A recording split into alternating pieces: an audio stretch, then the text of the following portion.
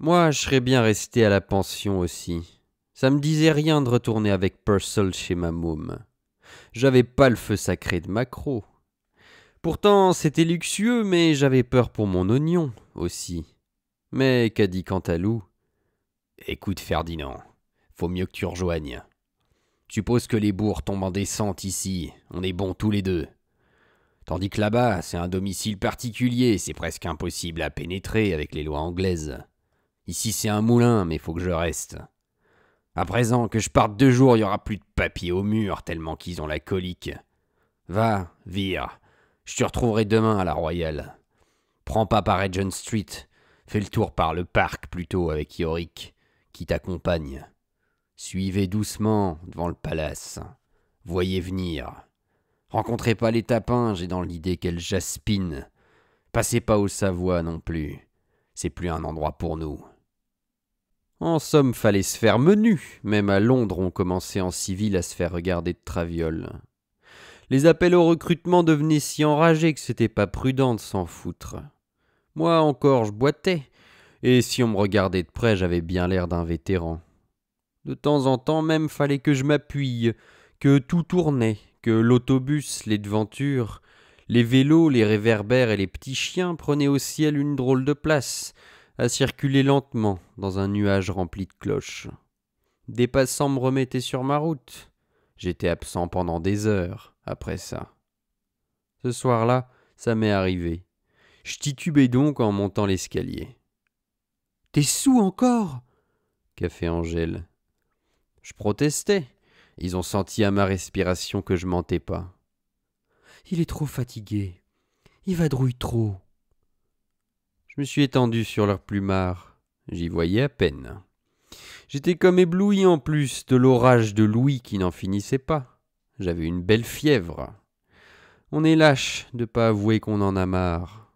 Couché ainsi, l'éblouissement a cessé un peu. Je vois bien alors, je peux même dire que je vois trop bien. Je vois plus que n'importe quel homme. C'est à cause de la maladie, à travers le trouble. Angèle, c'était avec une haine qu'elle me dévisageait devant elle, écroulée sur la fourrure. Elle me croyait bien évanouie.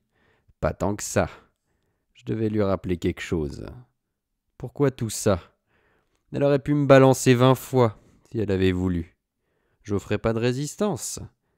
Pourquoi moi? Pour le délire du cul, il y en avait bien d'autres, et des plus membrés que moi encore.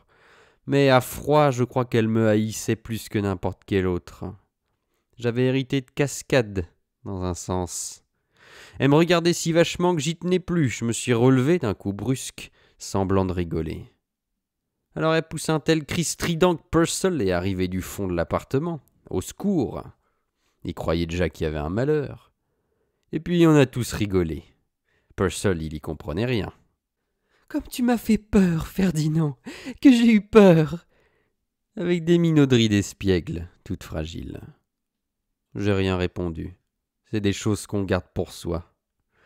Des indiscrétions d'âme, pour ainsi dire, qu'on peut pas lire très bien, ni comment, ni pourquoi, mais qu'on se doute quand même que c'est une sacrée merde le fond des choses, et que si on cessait d'un coup d'être tout à fait con comme on est, à 2 et 2 font 4, ça serait une intimité des instincts d'horreur qui serait pas dans une musette. On fait que ça au fond, de défendre notre pauvre connerie, on a raison, c'est la musique. Dans le silence, c'est plein d'instincts. Suppose qu'on en trouve encore d'autres, et des nouveaux. Avec ceux qu'on a déjà, on sait plus où se mettre. On s'est donc réconciliés, on a fait marcher le phonographe. Chacun dans sa chambre après, on m'a foutu la paix. Une semaine plus tard, Yorick est venu, et puis il est revenu souvent. Il faisait du soleil.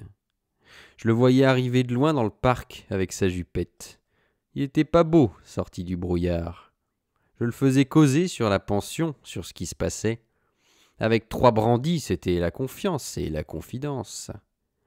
Il m'a donné des nouvelles de tous. Aumône avait encore été appelé à Scotland Yard. On lui envoyait feuille sur feuille du consulat. Il devait rejoindre le 133e à Dijon. Il y avait eu bataille contre les Belges, leurs tapins, c'est-à-dire, et les nôtres au promenoir du concours hippique à propos du classement des officiers. C'est les putains belges patriotes qui avaient gagné. Une fillette trésorée en était toute défigurée avec un parapluie. Sur Mioup, j'étais curieux. Il paraît qu'à présent, il virait la bougie à chaque coup d'un seul battant de queue. Il mettait pas 10 secondes montre en main. Il la ratait jamais. C'était la fierté de la pension, Mioup, en ces temps de malheur. Jugendbit s'y plaisait pas à certains, à cause qu'ils buvaient que de l'eau. C'est la boisson des traîtres, qu'on a dit. Bijou se dépensait, paraît-il, horriblement dans la chasse aux espions. Il n'en arrêtait jamais, mais il en signalait beaucoup. On les arrêtait, plus ou moins. On se foutait bien de sa bouille en douce, mais il y a que lui qui avait un sursis régulier dans la maison. Il n'était pas fou. Yorick, il aimait bien passer des heures entières à notre appartement, dans un grand fauteuil, tout en soie mauve. Un rêve d'Angèle, quand elle était enfant. Quand il avait un peu dormi, il nous jouait un peu de flûte, puis il s'en allait, parce que Purcell allait rentrer de son usine. À peine il avait fini le repas, Purcell, et demandé des nouvelles du front du soir, il renvoyait la bonne, et puis il retroussait Angèle. Il allait avec elle dans la chambre, il laissait la porte ouverte. D'avoir été au front, ça l'avait vraiment remonté. Souvent, il attendait même pas le dessert. Ça la fatiguait, Angèle, mais elle voulait tout de même que je la tringle en plus, tous les jours aussi. Un soir, Purcell a gardé Yorick pour le dîner. Il a voulu après qu'il branle Angèle. Enfin, 1000 saloperies. Il devenait fou. Tout ça en rigolant, bien entendu. Après, il bourrait le tiroir de la table de nuit avec des banknotes. En ce temps-là, les bifetons anglais, ils étaient tout minces. C'était pour les frais de la maison, on tapait dedans, sans compter. Yorick s'est payé une culotte en soie, une flûte en argent. Tout ça pour rigoler, bien entendu.